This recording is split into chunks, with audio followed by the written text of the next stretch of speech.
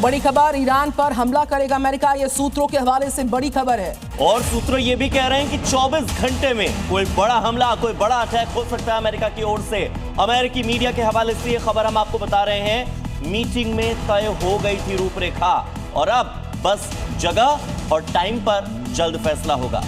अब बात करते हैं तुर्की की, जहां पर भारी बर्फबारी से जनजीवन बुरी तरह से अस्त व्यस्त है। घर हो, गाड़ी हो, जमीन हो, हर जगह सिर्फ बर्फ की मोटी परत जमी है। भारी बर्फबारी से हाईवेज तक जाम पड़ी है। वीडियो देखकर ऐसा लगता है कि तुर्की में हिमयुग आ गया है। हर तरफ बस सफेद बर्फ ही बर्फ नजर आ रही है। सड़क पर खड़ी गाड़ियां बर्फ की चादर से ढकी हैं तो कुछ दिखाई भी नहीं दे रही। जमीन पर बर्फ की मोटी परत जमा हो गई है। ये देखिए, गाड़ी पर कई फीट मोटी बर्फ जमा है। घरों की छत पर भी बर्फ की मोटी परत दिखाई दे रही है तो कुछ लोग अपनी गाड़ियों से बर्फ हटाते हुए दिखाई दिए। रास्ते से बर्फ हटाने की कोशिश की जा रही है, लेकिन इतनी ज्यादा बर्फबारी हुई है कि पूरा इलाका हिमघाटी जैसा बन चुका है। लगातार हो रही भीषण बर्फबारी के बाद तुर्की में जनजीवन पूरी तरह से अस्त व्यस्त है। ग्लोबल वार्मिंग के बढ़ते खतरे से दुनिया अब अनजान नहीं है, सबको पता है। वर्ल्ड मेट्रोलॉजिकल ऑर्गेनाइजेशन ये कह रहा है कि 2025 अब तक का सबसे गर्म साल रहा है। तो वहीं रूस में इस बार बर्फबारी ने लगभग 150 सालों का रिकॉर्ड तोड़ दिया है। ये तस्वीरें मॉस्को शहर की हैं। बर्फ की सफेद चादर में लिपटा पूरा शहर खूबसूरती और ताजगी का एहसास करा रहा है। दूर से देखने में ये बर्फीला शहर बेशक अद्भुत नजर आ रहा है, लेकिन यहाँ सर्दी का सितम भी जारी है। कई इलाकों में इस वक्त तापमान माइनस के काफी नीचे चला गया है। भीषण ठंड के बीच भारी बर्फबारी हो रही है। बर्फबारी ने रूसियों की दिनचर्या बदल दी है, लेकिन पर्यटकों के लिए ये एक अनोखा आकर्षण बन गया है। हालांकि बर्फ को हटाने के लिए मशीनें लगाई हैं और कर्मचारी बर्फ को हटाने में जुटे हैं। दुनिया के कई देशों में भारी बर्फ पड़ रही है और इस बीच इराक का कुर्दिस्तान हिस्सा ऐसा है जहां पर भारी बर्फबारी के बाद सारा इलाका गुलजार हुआ। यहां पर लोग सैलानी जो हैं बर्फबारी का लुत्फ उठाते कैसे नजर आए, देखिए तस्वीरें। क्योंकि बर्फबारी के बाद पूरा इलाका बर्फ की सफेद चादर में लिपटा नजर आया। हालात ऐसे बन गए हैं कि भारी बर्फबारी से हर तरफ बर्फ ने अपना कब्जा जमा लिया है। सड़कों पर कई फीट तक बर्फ जम गई है, जिससे वहां बुरा हाल है।